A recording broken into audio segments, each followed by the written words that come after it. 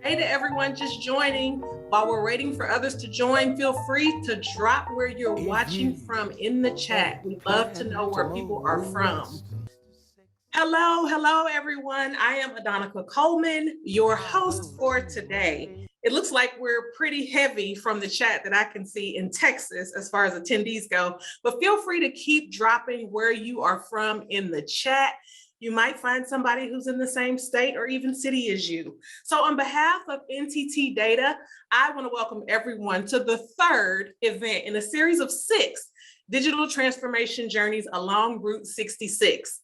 We started our journey back in November in Illinois, talking about simplifying the digital transformation and data cloud journey to connect and share relevant information with our partner, Snowflake. Now, in December, AWS joined us in Missouri, my home state, as we talked about the fastest and safest route to mainframe migration and modernization. If you missed it, here's a quick video recap.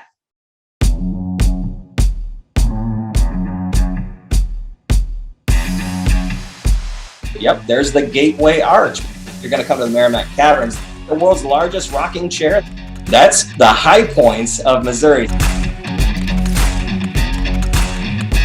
How the same concepts of data and visibility into performance applies to something as cool as what you do. That's really cool. It's huge. I mean, it's honestly probably the biggest change and shift that there's been the last 2 decades or so. It's definitely been a journey.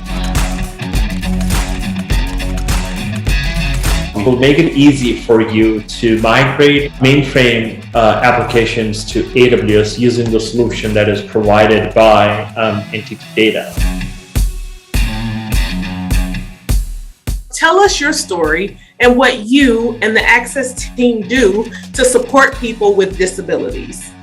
We are supporting Samarthanam. They are helping for children with disability for education.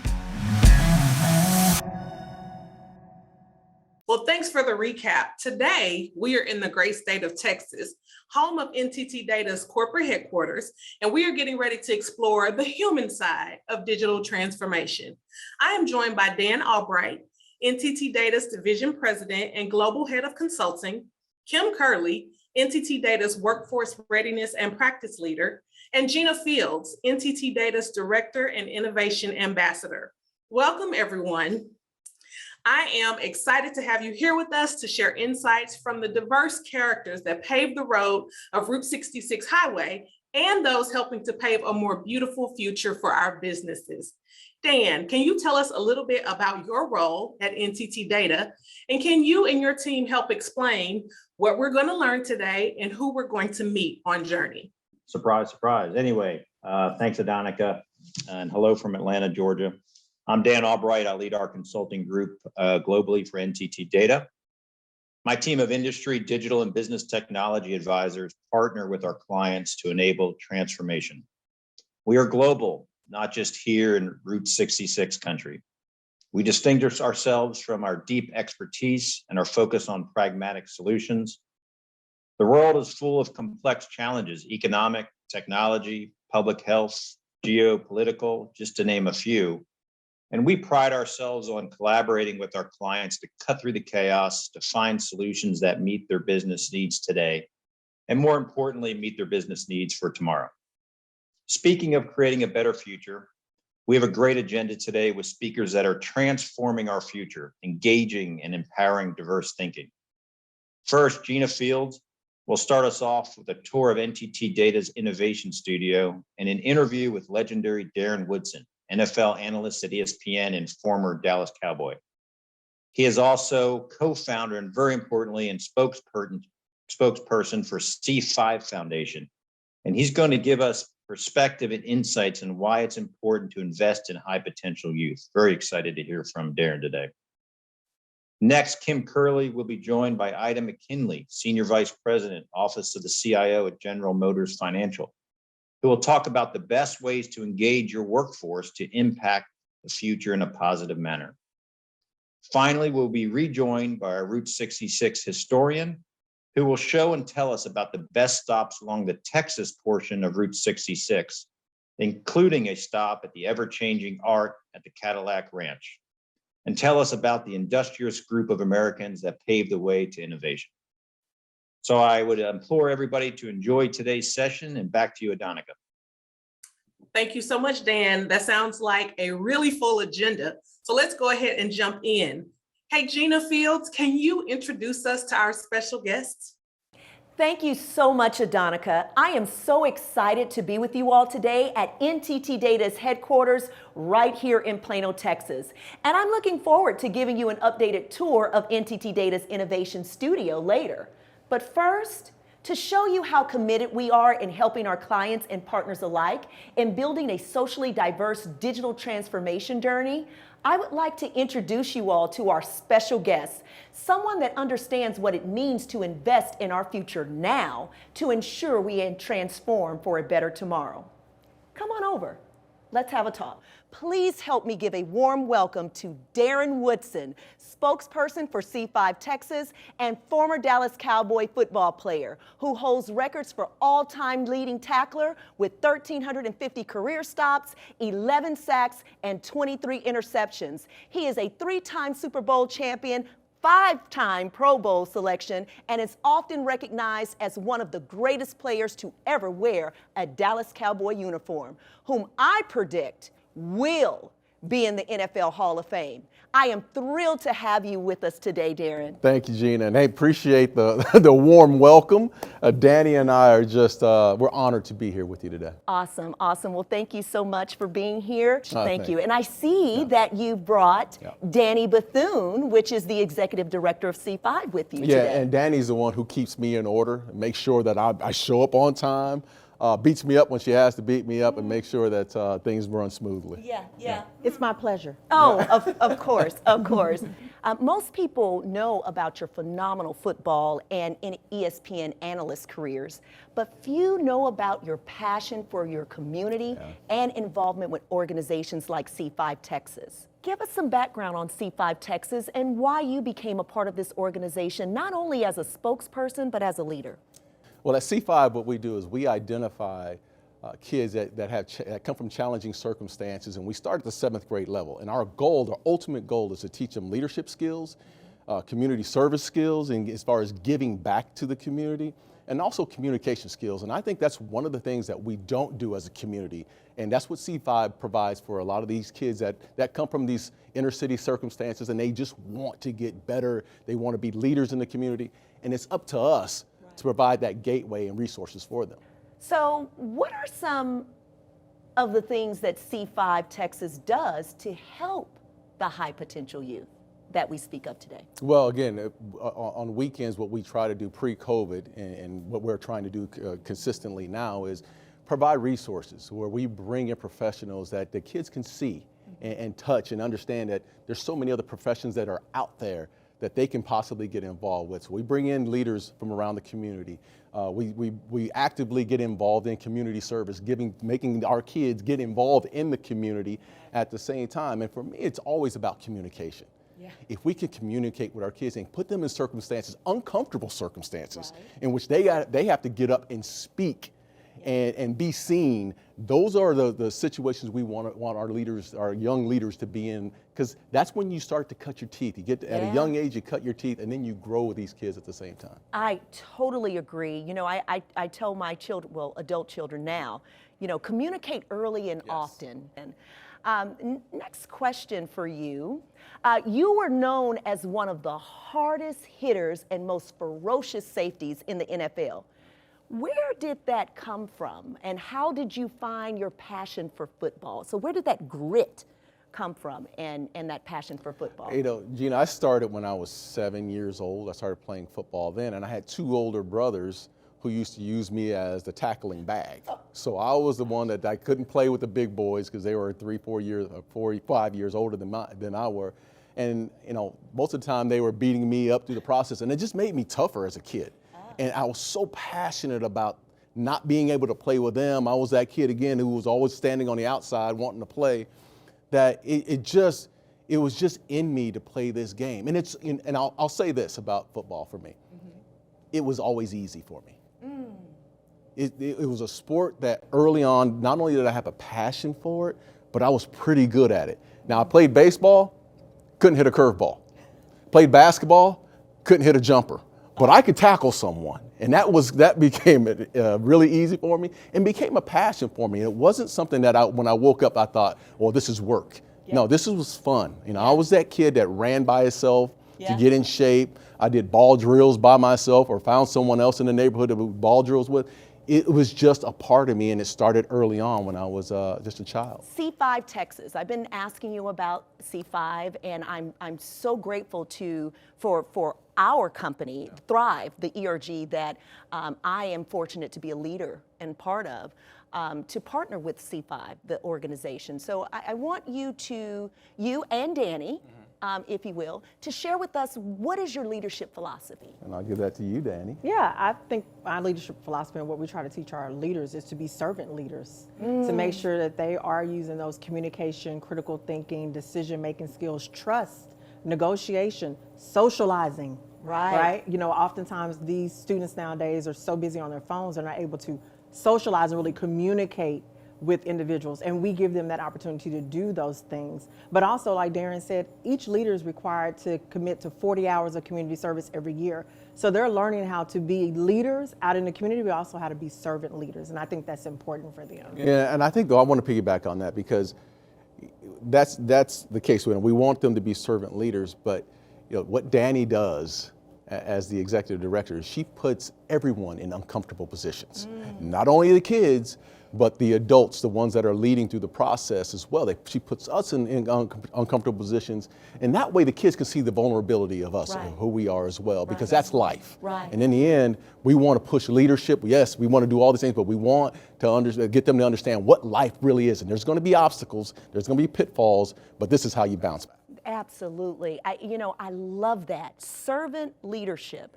Our organization here in NTT Data, our leaders have gone through a workshop of sorts around the topic of servant leadership, because that is, not just a buzzword, that is something that's real and that our world needs today. So that is, again, it's so great that you're starting early, right? And it also allows us to build empathy. Right?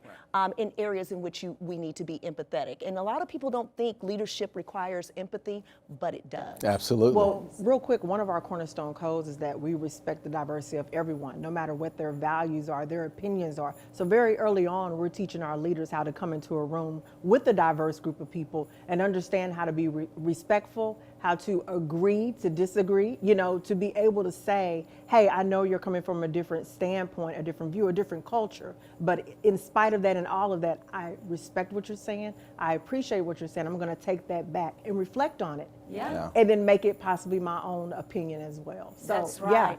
Oh, I love that. Because at the end of the day, every experience is a learning experience. That's right. Every experience. Right? Every experience. So, next question for you. How, and maybe this is a question for the both of you. Okay. How do you balance the inside and your outside elements? So everything that goes on in your life, right? Right. It's called work-life balance, right? Of your role with C5. Well, look, I've always looked at it as, how I was raised, and from the depths of how I was raised. So I come from the inner city of Phoenix, Arizona, and everybody looks at Phoenix and they go, well, there's Scottsdale. Well, there's another side of Phoenix that a lot of people don't see there. And my mother raised 4 kids, and we lived in the projects. And for me, it starts there, and how she raised us. I mean, she sacrificed, that's one. I mean, she sacrificed for her kids. She worked 3 jobs, continuously showed up every day, and the kids we all saw that sacrifice every single day. And it was a way that how she led is how I want to lead for my own self, and how I want to give back in the community. And that is, the kids have to see my vulnerability side. The kids have to see my work ethic at the same time and see my passion for it. And it can't just be talk.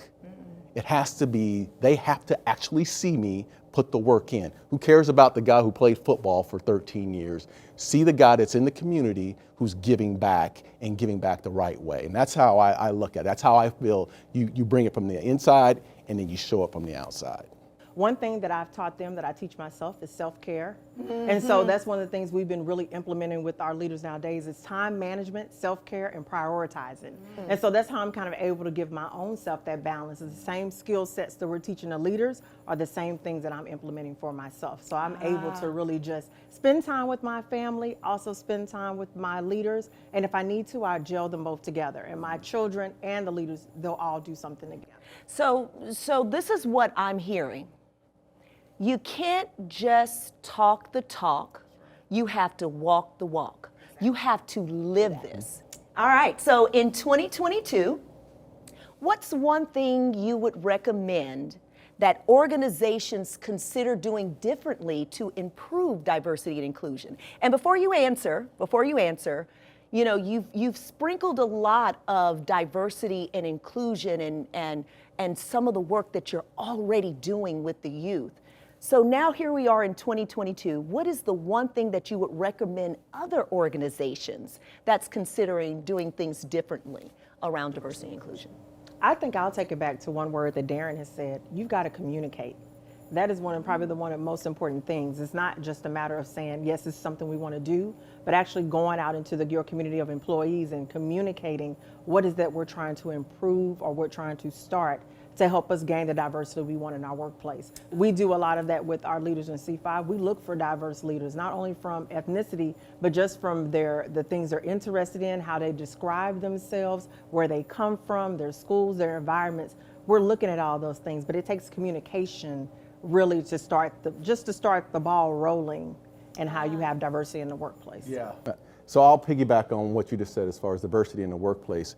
I'm a partner in a commercial real estate firm here locally in Dallas, and what we've seen nationally is that it's always kind of been a good old boy system. There's not a lot of brown faces that are in that commercial real estate space. So we have gone out actively within our own firm and attack diversity in its own way. You have to actively introduce diversity.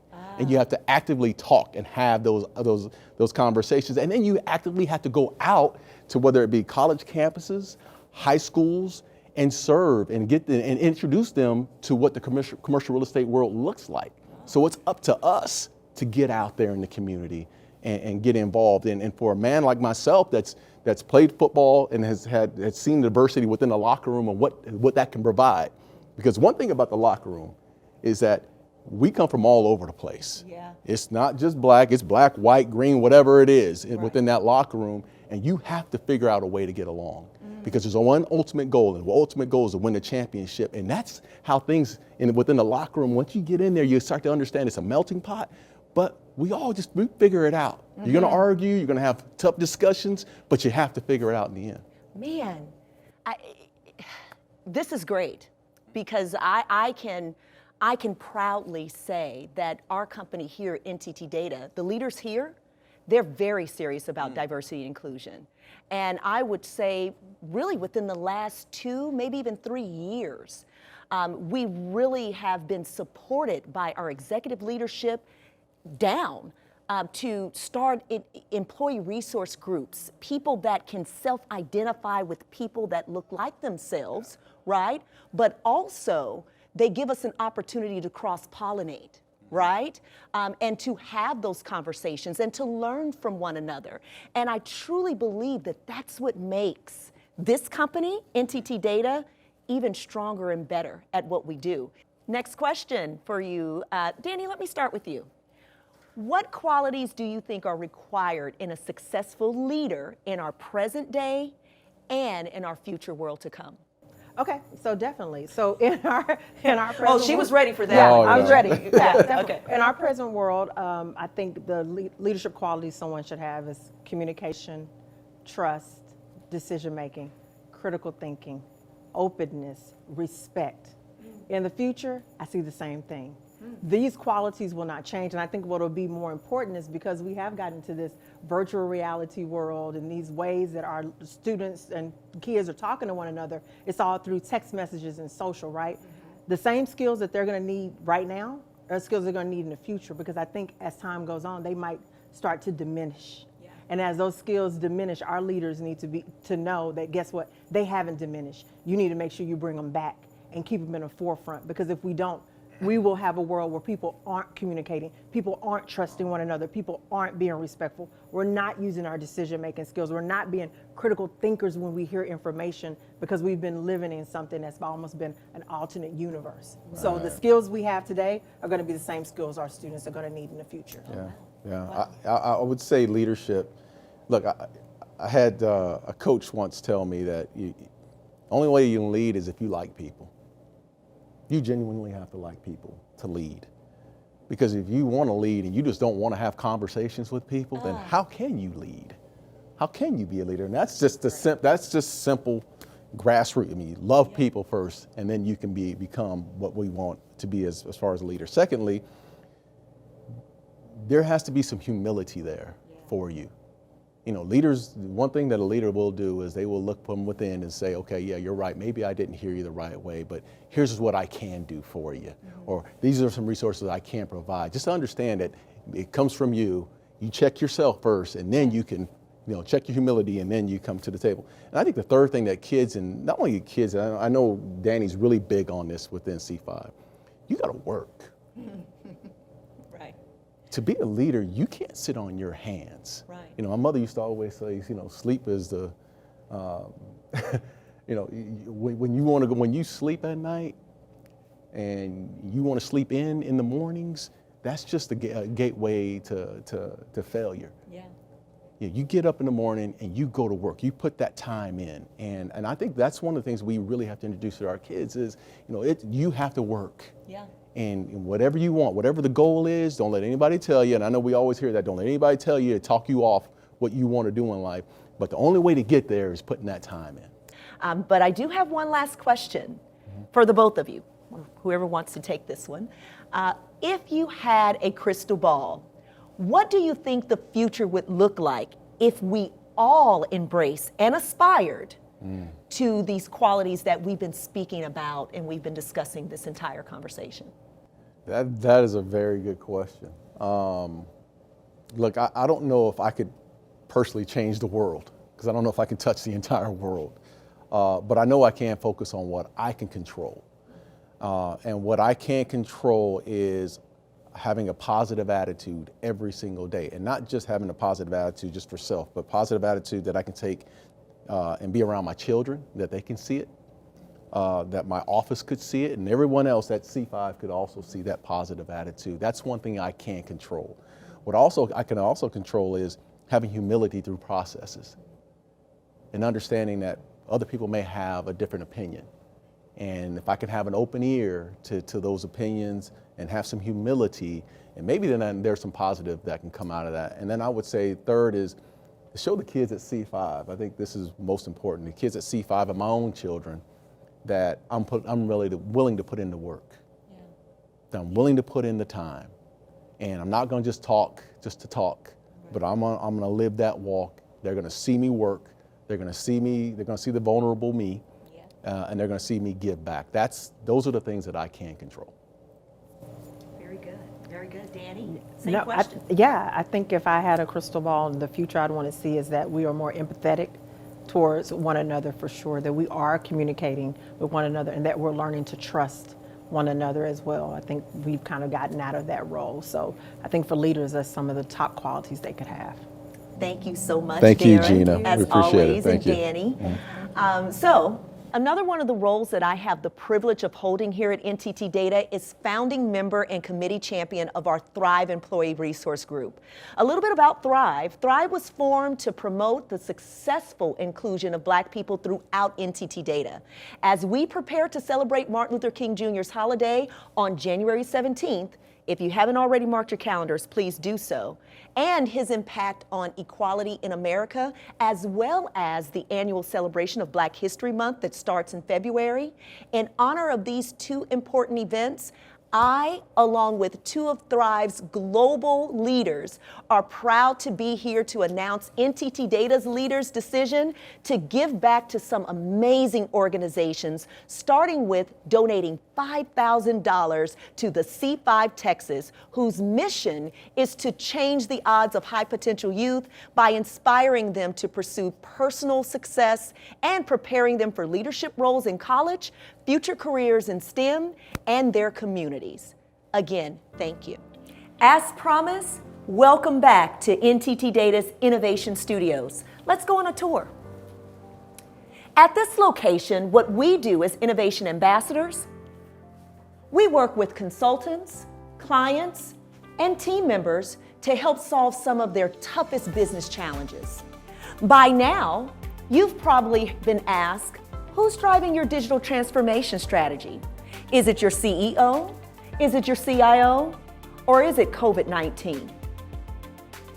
Just as organizations in various industries have accelerated their digital and virtual capabilities since the onset of the pandemic, so has our innovation studio. For example, the Immersion Room, a space that you can literally walk into a virtual experience that is consistent with our remote virtual innovation studio that we launched back in June 2020.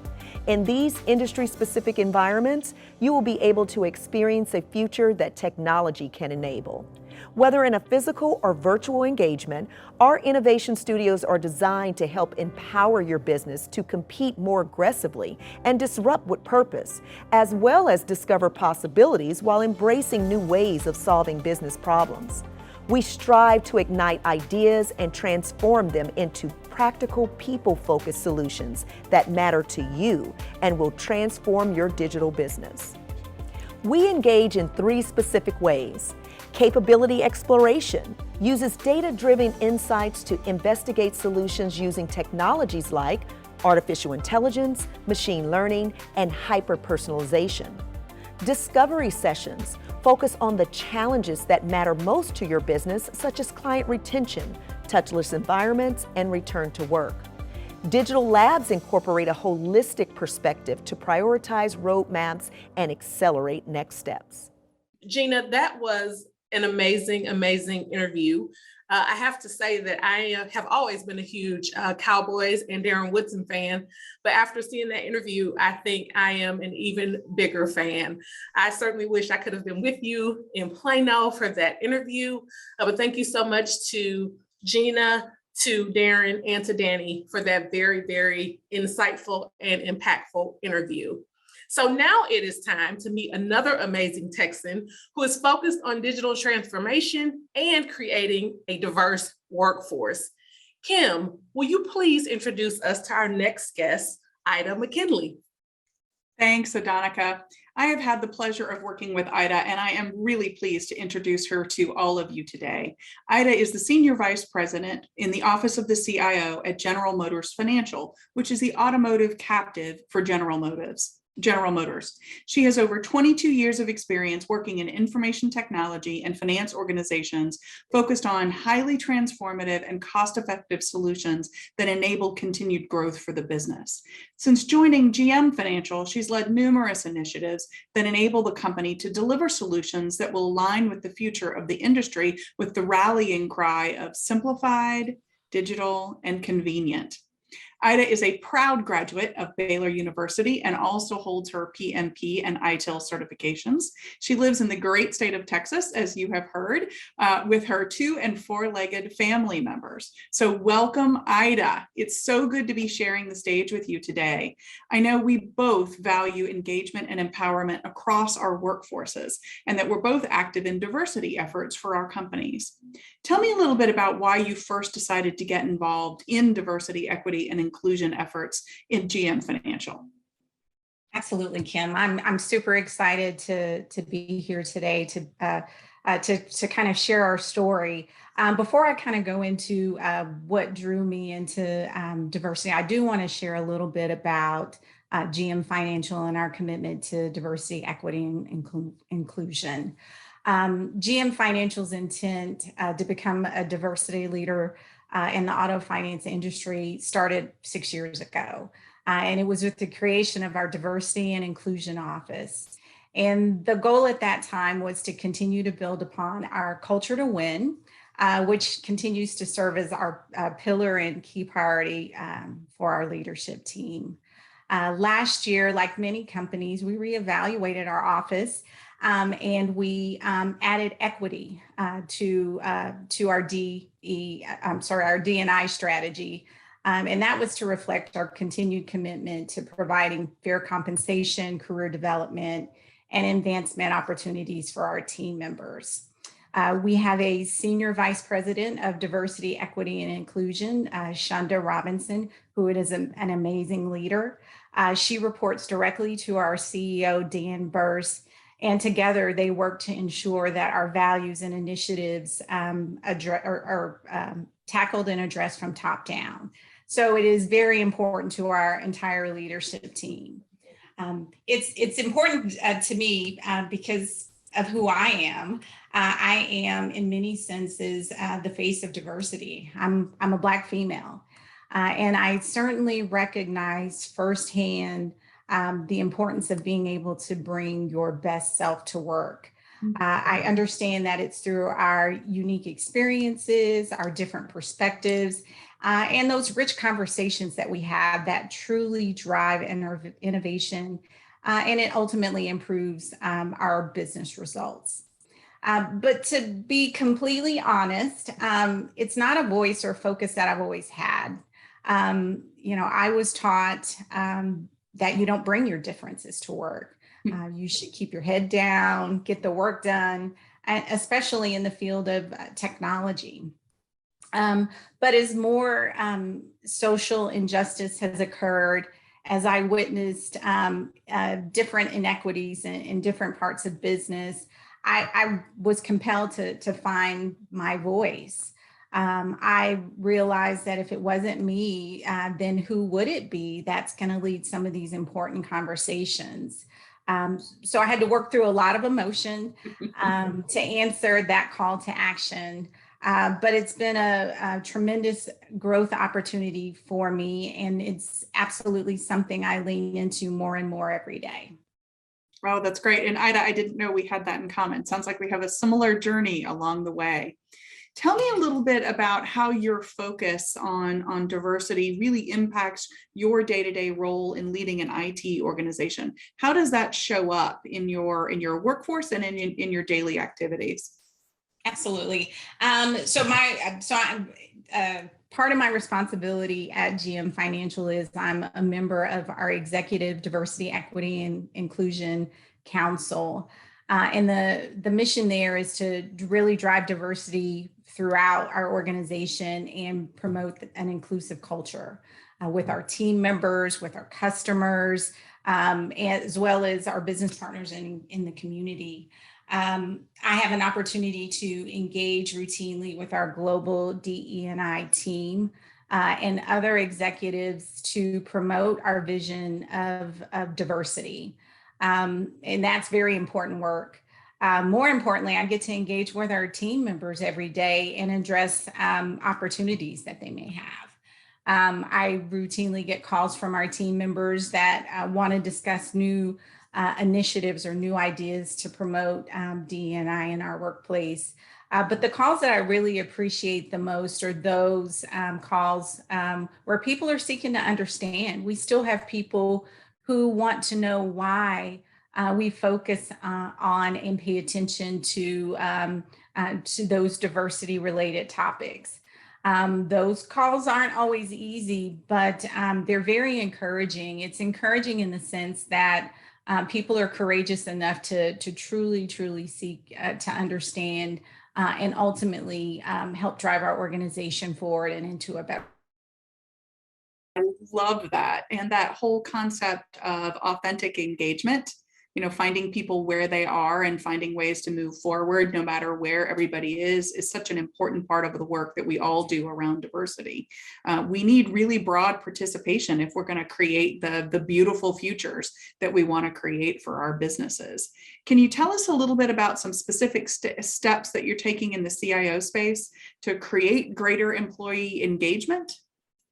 Yes. So obviously employee engagement is foundational to truly promote and honor that diverse workforce. It's through, understanding our differences and uniquenesses that we truly thrive.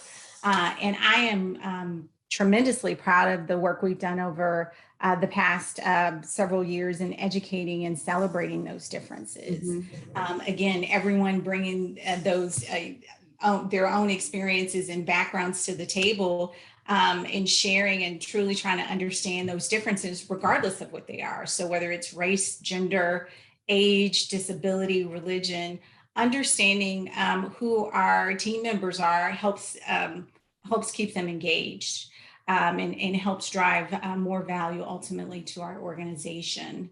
Last year at GM Financial, we had a number of engagement events that allowed people to share their own truths.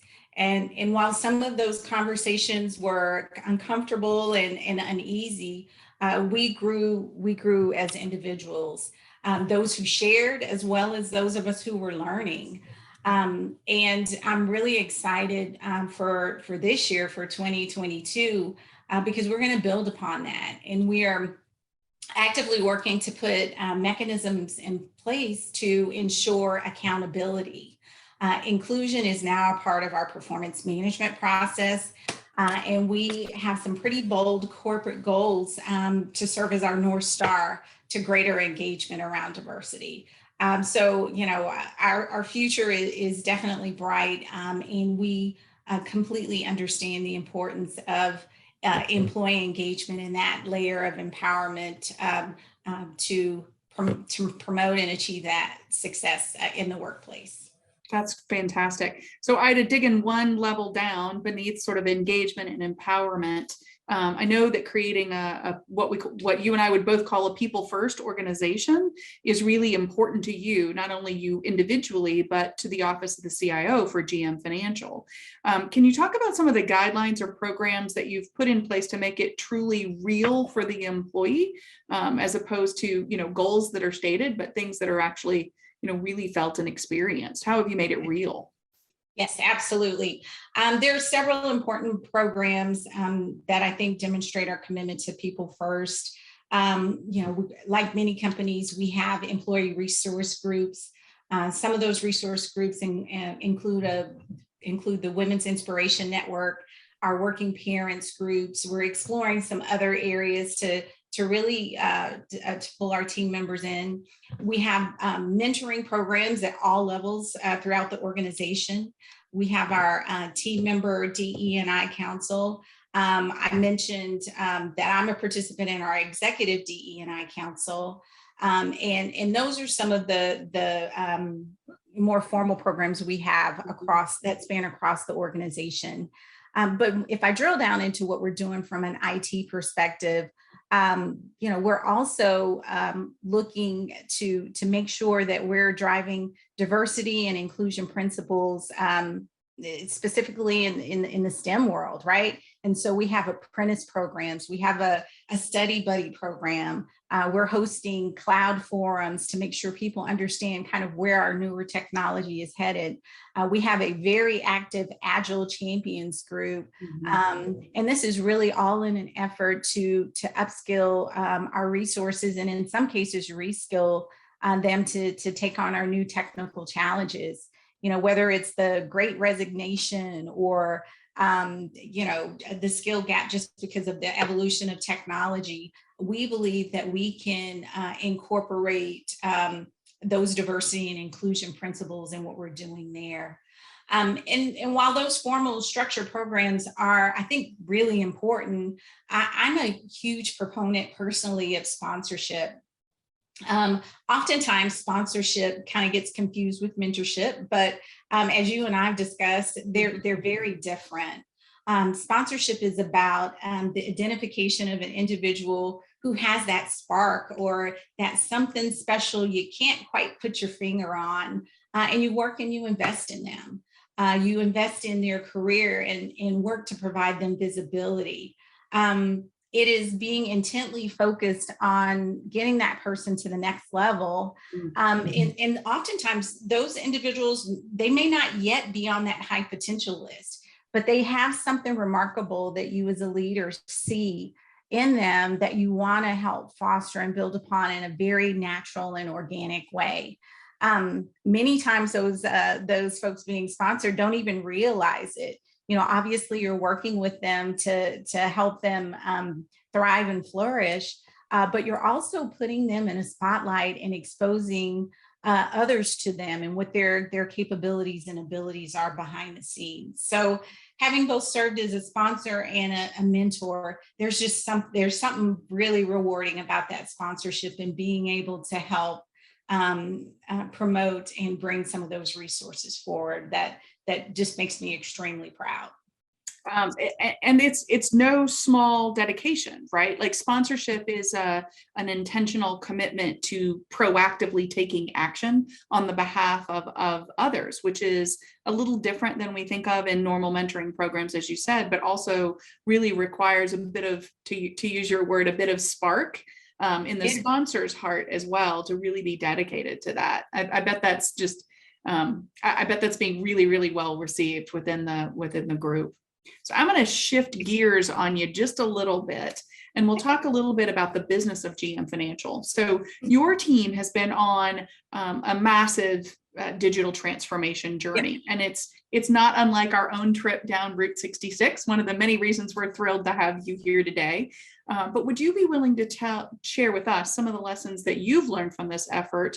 And what did you do to ensure that the focus on a diverse and inclusive workforce was maintained all the way through that journey?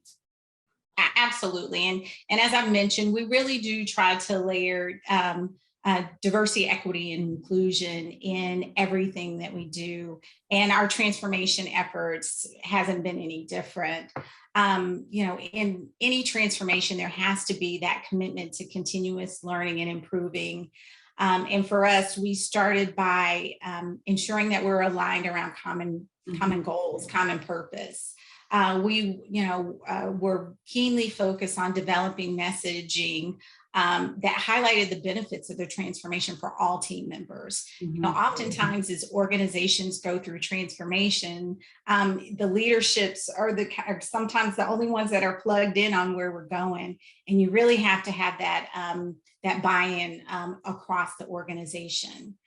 We also had to create an understanding that different teams may transform at a different pace. And that's okay. Because, when one team sees another team transforming, they grow concerned. And so we really want to make sure our teams understand that it's okay if you're not moving at the same momentum as others. Another thing for us is, we always want to make sure we are outcome driven versus being solution driven. Which in IT sometimes is a challenge. We learn about these technologies and we want to figure out how to apply them. And so we want to make sure that we have articulated what our expected outcomes are in advance. And then that is our driving force, not the solution, not the technology. You also have to make sure you establish clear roles in readiness activities, which include aspects of organizational change management. That's huge. And so you're going to have resistors. You're going to have people who are still saying why. And so it is really, really important to make sure that the roles and readiness activities are in place. You also have to have some of those real conversations about what your culture is and be realistic in what will and won't work in your environment. And then lastly, what I would call out is, the concept of seeking progress over perfection. Another big challenge sometimes in IT, we want to do it all. We want to be perfect. And sometimes you have to make, these progressive and incremental steps to ultimately get where you're going. So it's been, we're in what we're calling our Transformation 2.0. We brought a lot of lessons from our initial transformation, but I think the biggest lesson is that we're always going to be transforming. The speed and change of rate of change in IT is unlike ever before. Yeah, I mean, it's just, we used to think about it in terms of sort of whitewater rafting. You'd have exciting periods and then periods of calm and then exciting periods again. And I think those periods of calm have, frankly, all but disappeared. And as you were talking about some of those lessons, I was thinking back to what Darren and Danny said about the importance of communication. So many of the lessons that you just mentioned absolutely hinge on strong communication, inclusion, engagement, and empowerment conversations. So one last question for you.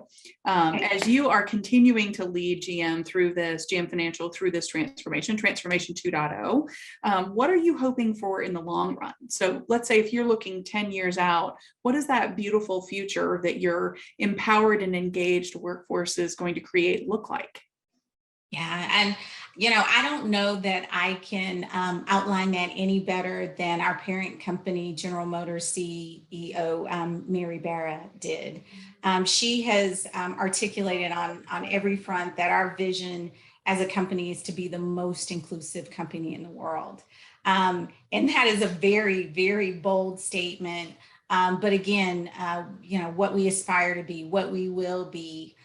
Inclusion is better for everyone. It's better for our customers, our team members, communities, and our bottom line. And I'm super excited to be a part of that. And I agree with you. The sentiments that Darren and Danny spoke about. I made some notes. I mean, in order to get to that utopic future, being the most inclusive company in the world, it starts with communication. It starts with trust. It starts with vulnerability. As well as that empowerment and critical thinking. Those things are essential. And again, I'm super excited to be a part of that with GM Financial and as well as our parent company, GM. That's awesome. Thank you, Ida. We really appreciate you being here today, and it's good to share the stage with you. Adonica?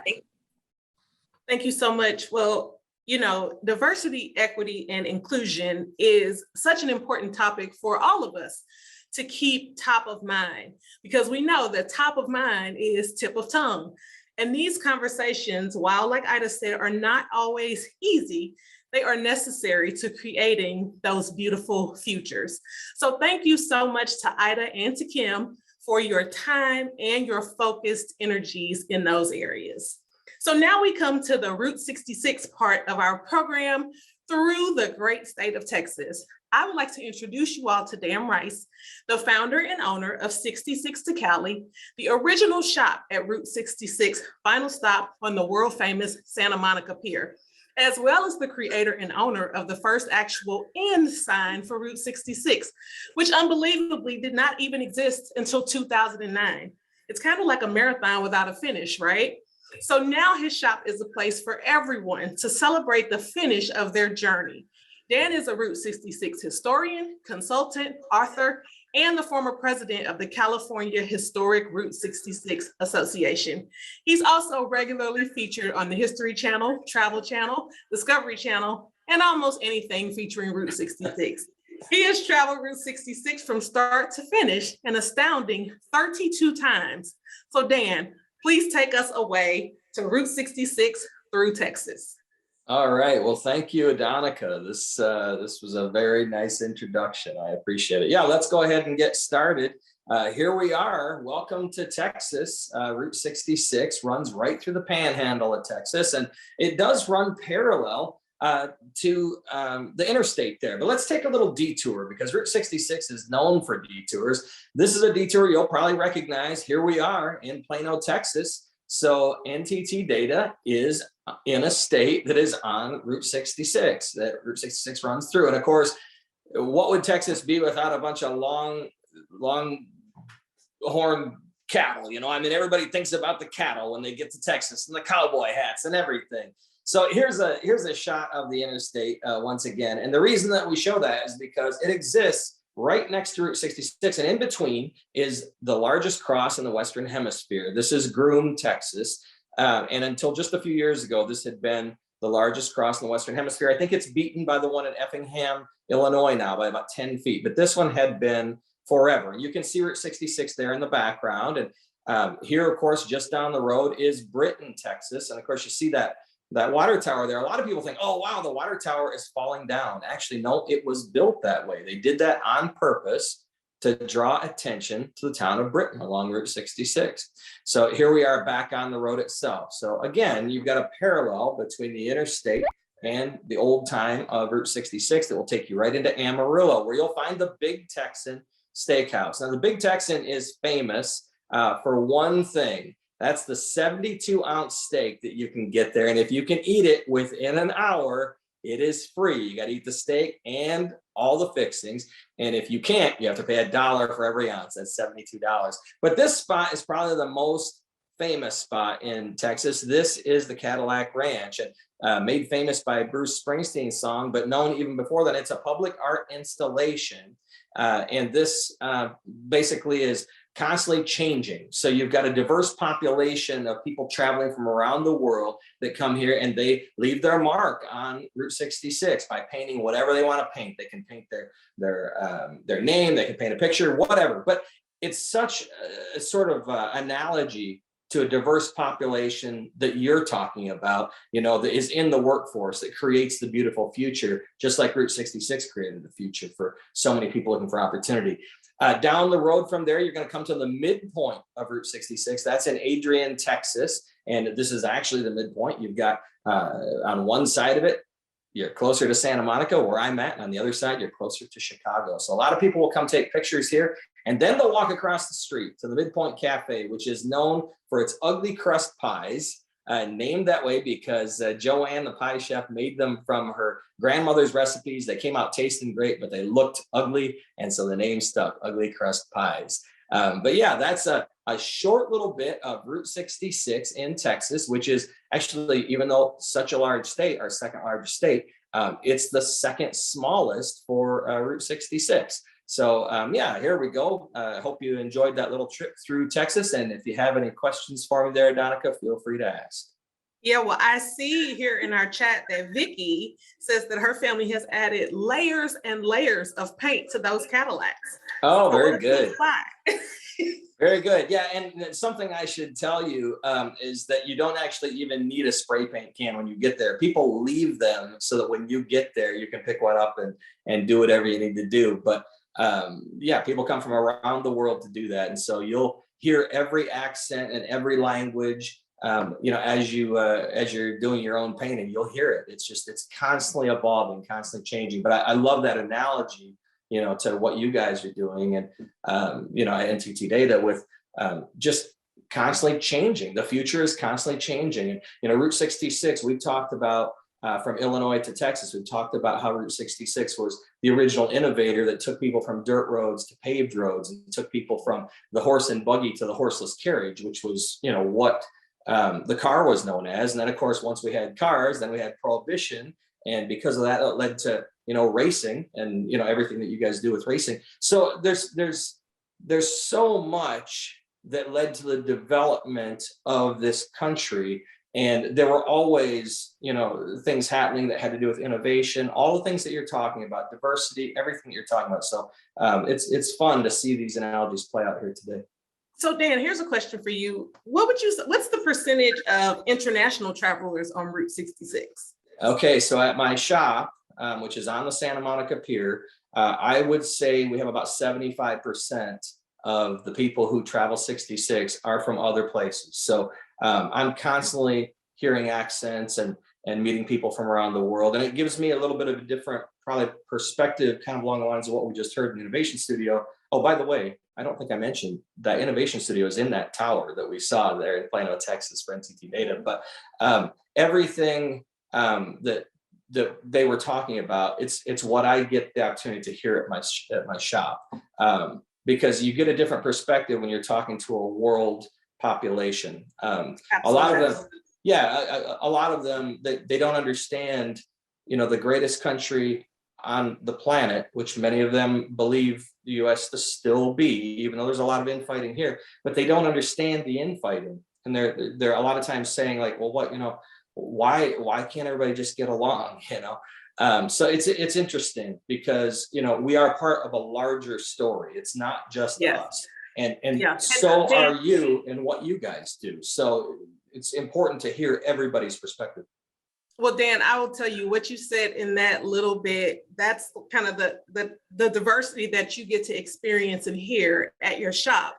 because there are so many international travelers, it opens up your perspective. And that, I believe, is the, kind of the bottom line that everybody who's talked to us today has been making, that the diversity that you include and the equity piece, it does open your perspective up. So thank you so much, Dan. We appreciate all your knowledge of Route 66 and taking us along that journey with you. No, it's my pleasure. I'll leave you with this too, because, history has a way of reshaping what the facts are sometimes. And, Route 66 has now become kind of akin to Disneyland, just, a 2,500 mile road trip through Disneyland.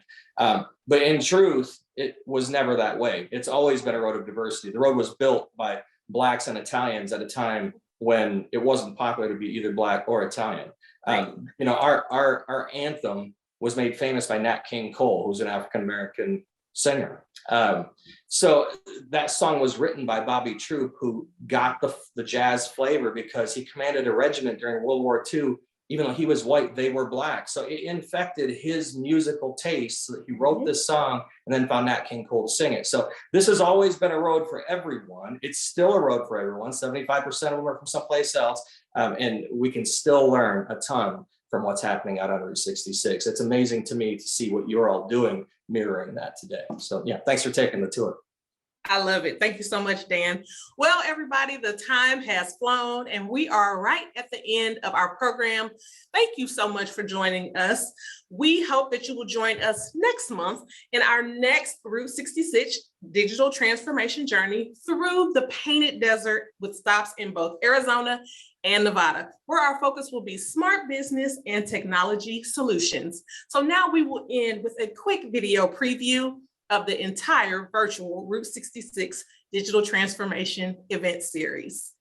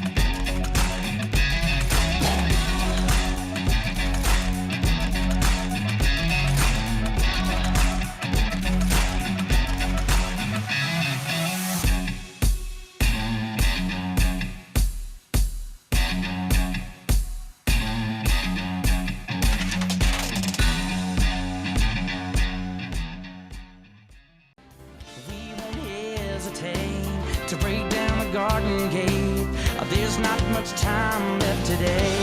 Yeah.